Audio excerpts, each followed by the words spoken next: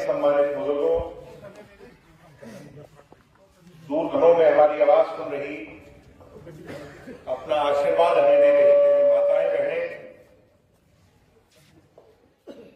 और मेरे डवाली हल्के का भविष्य, मेरे परिवार के नौजवान युवा साथियों, हमारे माइनॉरिटी सेल के प्रदेश के प्रभारी के तौर पर जिम्मेवारी संभाल रहे आदरणीय सरबजीत सिंह मसीता जी, हल्का के प्रधान बहुत ही संघर्षशील आदरणीय नरेंद्र बराड़ जी, हमारी गुरुद्वारा प्रबंधक कमेटी के मेंबर, आपके सुख दुख के साथी जगसीर सिंह भांगियाना जी, आदरणीय रणदीप भट्टारू जी, सम्मानित मंच, गांव की सरदारी, आप लोगों ने आज यहां गांव में पधारने पर इतना गर्मजोशी से स्वागत किया और मेरा तो बहुत टाइम बाद आना हुआ है, क्योंकि पार्टी की कहीं ना कहीं ड्यूटी लगी रहती है, काम में लगे हुए होते हैं, मगर अपने परिवार में, अपने मसीता गांव में जब भी आते हैं तो जो अपनापन यहां देखने को मिलता है, उसके लिए मैं आपका बहुत बहुत धन्यवाद। माला दिया आपने, आशीर्वाद दिया, पगड़ी पहनाई और सरोपा, हमारी जो पहचान है वो देख करके जो मुझे एक कार्यकर्ता होने के नाते जो हौसला अफजाई की है, मैं पुनः आपका आभारी हूं, आपका शुक्रिया अदा करता हूं। वैसे तो आज आपसे मिलने आया हूं, आप सभी का हालचाल जानने आया हूं, भाषण देने की तो कोई वो बात नहीं है। मकसद ये था कि एक तो रैली है अपनी पार्टी, 8 तारीख को लोकसभा क्षेत्र की। मैंने सरबजीत जी से कहा कि मैं खुद आकर के गांव-गांव जाकर के सबको न्योता दूंगा, जिससे हम जो लोकसभा क्षेत्र की रैली हो, सिरसा लोकसभा की, वो हरियाणा में नंबर 1 होनी चाहिए, सबसे बड़ी रैली होनी चाहिए। इसीलिए हमने डॉक्टर साहब से ये गुजारिश की कि इस बार रैली को सिरसा के जिला हेडक्वार्टर पर ना कर करके दवाड़ी में करें। लोकसभा का भी चुनाव है और आगे विधानसभा का भी चुनाव है, और इस बार जैसे हमने माता नैना जी को बनाया, डॉक्टर साहब को एमएलए बनाया, उन्हें 2024 के अंदर जेजेपी पार्टी को ये सीट जिता करके डॉक्टर अजय सिंह चौटाला जी की झोली में डाल, और उसी की तैयारी की शुरुआत 8 तारीख से हो जाए, तो ये रैली इस बार यहां होनी चाहिए। पार्टी का स्थापना दिवस है, जो पार्टी डवाड़ी हल्के के लोगों ने अपने हाथ से बनाई हो और उसका स्थापना दिवस डवाड़ी के अंदर मनाया जा रहा हो, इससे ज्यादा खुशी की बात नहीं होगी। वो कहते हैं सोने पे सुहागा। तो ये आपकी पार्टी और आपके घर में अब इसका स्थापना दिवस मनाने का काम हो रहा है।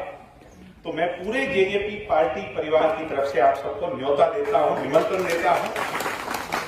एक तो मेरा निमंत्रण कबूल करें, आओगे कि नहीं सर? ज्यादा से ज्यादा संख्या में आप मसीता गांव के लोग वहां पहुंच करके उस कार्यक्रम को सुशोभित करें। और इस बार ये इसलिए भी खास हो जाता है, किसानों के, गरीबों के मसीहा चौधरी देवीलाल जी के छोटे भाई के तौर पर, या अपन कहते हैं जिनको याद करते हैं पगड़ी वट भाई के तौर पर, किसानों के इस देश के बड़े हिमायती रहे सरदार प्रकाश सिंह बादल जी का भी 8 तारीख को जन्म दिवस है, उनकी यादगार में मनाया जा रहा है। और आज वो महान नेता को जब हम याद कर रहे हैं, दुष्यंत जी ने ये घोषणा की थी, उप मुख्यमंत्री जी ने, कि मेरी इच्छा है चौधरी देवीलाल जी का पहला स्टैच्यू उनकी यादगार के अंदर सरदार प्रकाश सिंह बादल जी ने लगवाया था डवाड़ी में, आपको याद होगा। तो दुष्यंत जी ने यह इच्छा जाहिर की थी कि उस स्टैच्यू के साथ, उस मूर्ति के साथ सरदार प्रकाश सिंह बादल जी की एक विशाल मूर्ति हम लगवाने का काम करेंगे उनकी यादगार में, और उस मूर्ति का अनावरण भी उसी दिन दवाड़ी में 8 तारीख को आप सब लोगों ने वहां मौजूदगी में करना है। तो इसके लिए भी मैं आप लोगों को न्योता निमंत्रण देना चाहता हूं। ये हमारी जिम्मेवारी बनती है कि अपने महान नेताओं को याद करने के लिए हम सब वहां पधारें। सम्मानित बुजुर्गों, नौजवान दोस्तों, मैं उन बातों को नहीं दोहराऊंगा जो मेरे से पहले सरजीत सिंह मसीता जी ने कही, मगर मैं एक बात जरूर मानता हूं, आप लोगों ने बहुत संघर्ष देखा है पिछले 10-15 साल में। कांग्रेस का राज रहा, कांग्रेस वालों ने तो हमारे को कभी पूछा ही नहीं। चौधरी भूपेंद्र सिंह हुड्डा मुख्यमंत्री होते थे, दवाई को इस नजर से देखा करते जैसे कोई हिंदुस्तान का हिस्सा नहीं है।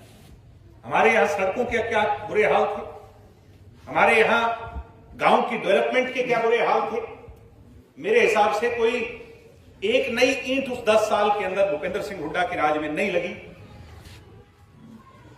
डॉक्टर केवी सिंह जी भूपेंद्र हुड्डा के ओएसडी भी थे कि नहीं? और ओएसडी कहते हैं एक ऐसी ताकत होती है कि मुख्यमंत्री का रबर स्टैंप होता है।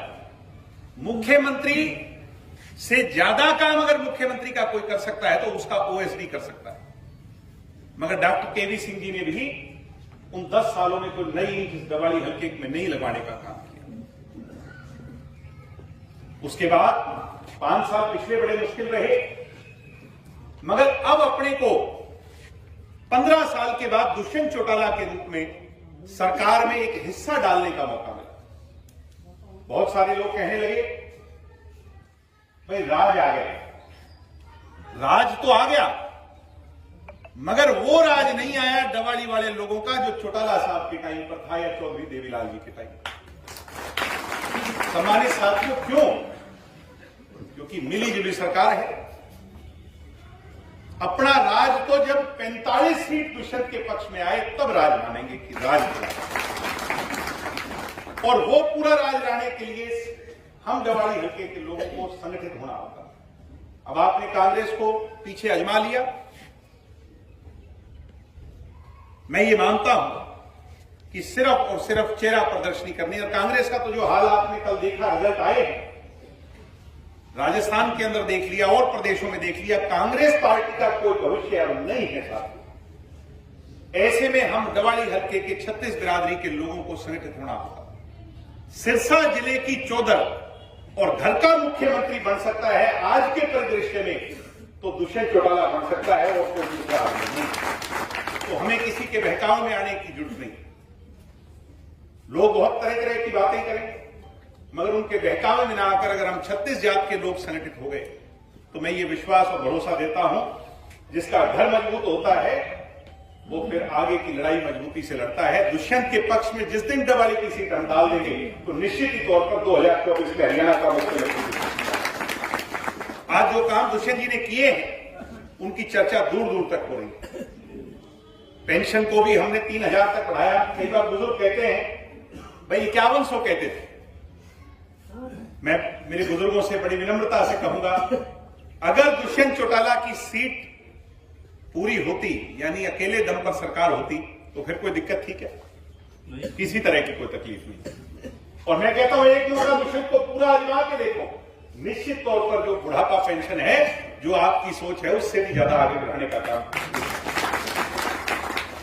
आज मेरी माताएं बहनें घरों में आवाज सुन रही है, महिला को आधा हक देने का काम आज तो मोदी जी ने भी देश में कर दिया, मगर देश में सबसे पहले अगर उसको लागू किया तो दुष्यंत चौटाला ने पंचायती राज में हरियाणा में किया।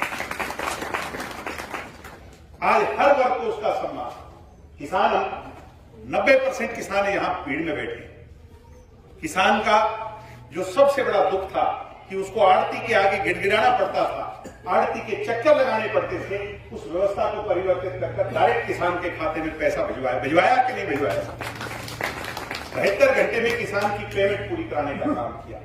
और कोरोना काल जब बड़ी मुश्किलात थी तो नई मंडियां खोली।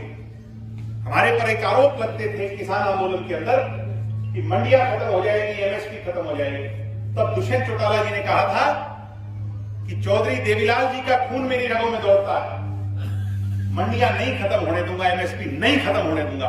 और आज बड़े गर्व से हम कह सकते हैं कि किसी को बात कहने की तो 100 हो सकती है, मगर कोई लांछन नहीं लगा सकता। हरियाणा के अंदर मंडी सिस्टम को किसान की सोच को मजबूत करने का काम भाई दुष्यंत सिंह चौटाला ने आपके बेटे ने। तो इसलिए अपनी पार्टी को मजबूत करने, अपने बेटे को मजबूत, अपने भाई को मजबूत करने, अपने सोच की सरकार लाने, अपने गृह जिले का मुख्यमंत्री, डवाली का मुख्यमंत्री बनाने के लिए जो हम सोच रखते हैं, उसके लिए हमें छत्तीसगढ़ के लोगों को सहयोग करना होगा। आपने सदैव मसीता गांव ने चौधरी देवीलाल जी का परिवार का साथ बहुत मजबूती से दिया है। इसी उम्मीद के साथ कि आने वाले समय में 8 तारीख को जब रैली हो तो सबसे ज्यादा संख्या मसीता गांव के मेरे बुजुर्गों की, मेरे नौजवान भाइयों की, मेरी माताओं की वहां पर हो, जहां सरदार प्रकाश सिंह बादल जी को नमन करें, उनको सच्ची श्रद्धांजलि दें, वहीं जेजेपी पार्टी की रैली को ऐतिहासिक रैली बनाकर लोकसभा के चुनाव की तैयारी की ओर अग्रसर हो जाए। जो काम आपने मेरे जिम्मे लगाए हैं, पीछे भी लगभग 2 करोड़ से ज्यादा ही गांव के हुए या नहीं, आप सब लोग यहां बैठे हैं। मैं आपको ये विश्वास और भरोसा देता हूं, अभी 1 साल बाकी है सरकार का। आप ये चिंता हमारे पे छोड़ दो। जो कोई फिरनी की बात है, कोई सड़क की बात है, हाँ फिरनी का कोई सड़क का है, चाहे कोई और भी गल है जेडी भी, तुसी मैनू टाइम टू टाइम बता दीजिए, ठीक है। बाकी मेरी जिम्मेवारी है, दुष्यंत जी की कलम की ताकत से सारे मंजूर करवा देंगे, आपके सारे पूरे कराएंगे। आपने मुझे सुना, मुझे इस लायक समझा और इतना मान सम्मान यहां पर पहुंचने पर दिया।